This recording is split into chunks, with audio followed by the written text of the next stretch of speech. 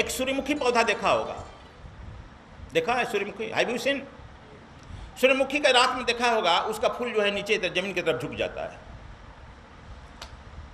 मंदिर के ऊपर जो ब्रिज मंदिर में देखा हुआ कहीं गया होगा तो मंदिर के ऊपर अंदर जाएगा तो इस तरह से कर्व रहता है और ऊपर बहुत सारे सहस्त्रार फूल बनाया रहता है।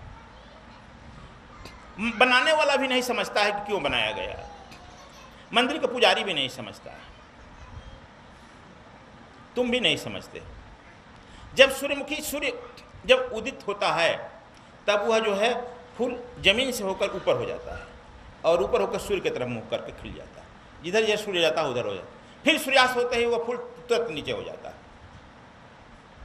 उसी तरह तुम्हारे सारे चक्रों को डिवाइन सीक्रेट साइंस, इसलिए मैं बार बार कहता हूँ कि डिवाइन सीक्रेट साइंस सीखो और उसको सीख करके रोज उस पर मनन करो। तुम लोग कहते हैं गुरु जी 21 दिन कह दिया, आगे कोई जरूरत नहीं ना है, आगे जरूरत होगा कहीं किसी को रुक ठीक करना होगा तब। ये तुम्हारे जीवन के परिवर्तन के लिए दिया गया है। इसीलिए मैं अब तीसरा सीधा सिद्ध एकदम बंद कर दिया। क्यों जी?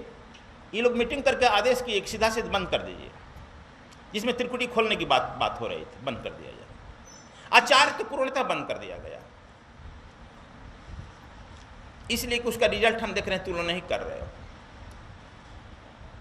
उसी तरह से तुम्हारे सारे चक्र जो है, ये कोई वेद में नहीं लिखा, शास्त्र में नहीं लिखा है। कबीर साहब शायद इसी परिदृश्य में कहा, वेद पुराण जो लिखा कछु ने लिया साथ, कुछ साथ में नहीं लिया।